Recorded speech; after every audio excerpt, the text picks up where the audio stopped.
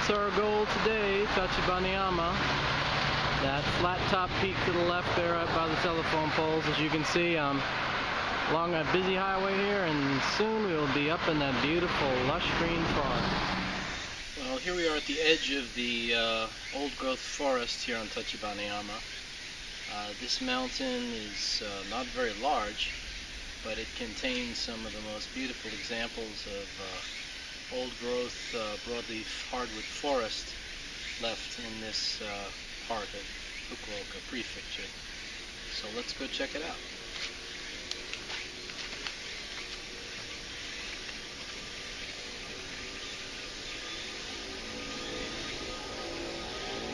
Here we are getting into the land of the giants. These are Kagonoki trees, Cinnamomum camphora, also known as Camphor Tree. Can't miss this guy. He's not even the biggest around here. And down over here is the king of the forest, and pretty soon we'll go take a look at him. We had a hurricane pass through here the other day. Didn't really hit us, but enough of the wind came to these hilltops to knock down branches. Here you can see the fruits of Cinnamomum camphora. These will become ripe in another couple months and then drop in droves. And this is the hated thing where it is an exotic in other parts of the world, spreading very quickly since birds love to eat them and distribute the seed. Here's another one of my favorite hardwoods. This is Prunus zippeliana. This is an evergreen prunus, or cherry tree, native to central and southern Japan. Not very cold resistant. It has a great name for this red peeling bark. It's called Bakuchinoki, which means gambling tree. Gambling because the peeling red bark symbolizes the obsessive gambler who loses all of his clothes bit by bit as he gambles away his fortune, hence the name Bakuchinoki. And this is a large one. Fortunately, you're losing a lot of the color on it because of the backlighting. But this is a large tree, very straight bold, beautiful wood. Fantastic plant for gardens in warmer regions. Can take frost though. Lovely. Well, just to show that I wasn't lying, here's a bit of the bark broken off. It falls off in strips like this. The gambler's clothes. And here is the king of the forest. This is the largest Kusunoki on Tachibanayama. It stands around 30 meters tall, and I'm really not sure how much diameter it has around the base, but it looks to be around 3 meters, perhaps more. No telling how old a tree like this is. You would like to assign it to very old age, but it's possible that it's just hundreds of years old.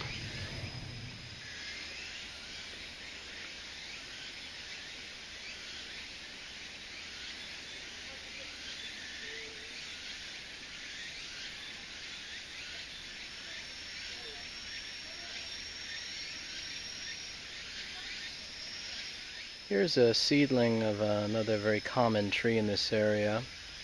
This is Litsea acuminata. I'm assuming they called it acuminata based on the acuminate tips of the leaves. If I were ever to call anything lancifolia, this would have been the one, but you know, go figure. This tree is very difficult to see flowers of because they're all up high in the canopy. So see all these seedlings, but very few of actual flowers or seeds. This is a summer flowering dioecious plant, so it has male and female flowers. It's called Baribarinoki in Japanese, meaning rough sound tree, probably based on the sound made by swishing your hand through the leaves.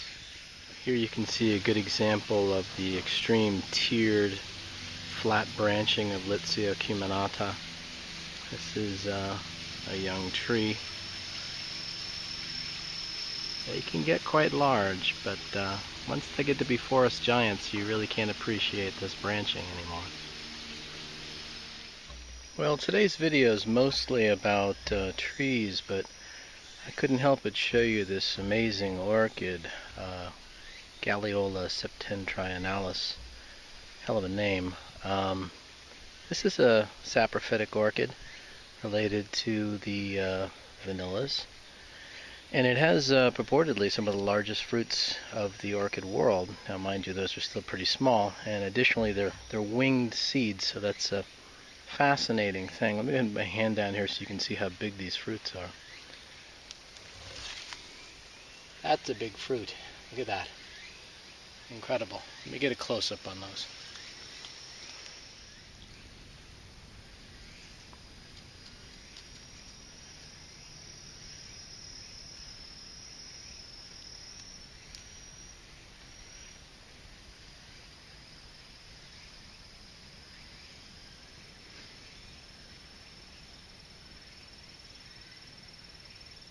I know I must sound like a broken record that I have all these favorite trees, but here is my favorite. This is another Litsea. This is Litsea lancifolia, sometimes called Litsea coreana.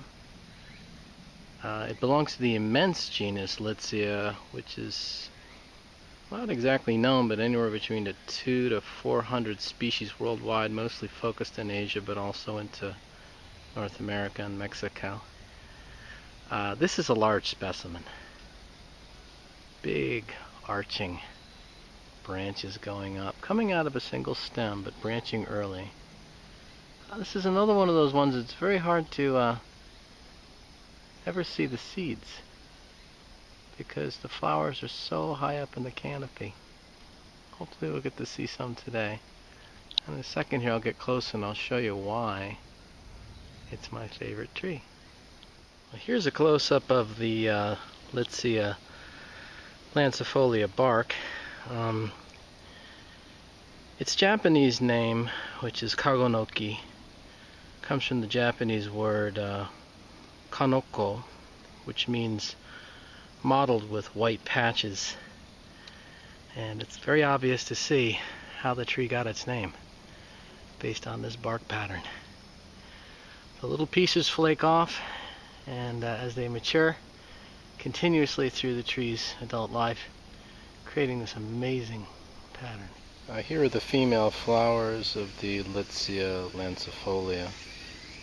They bloom early fall, and they will be fruiting by about midsummer next year. Red berries, missed them this year. Oh well. Here's another little bonus. This is the variegated form, naturally occurring of course, of Coniogramme japonica, the bamboo fern.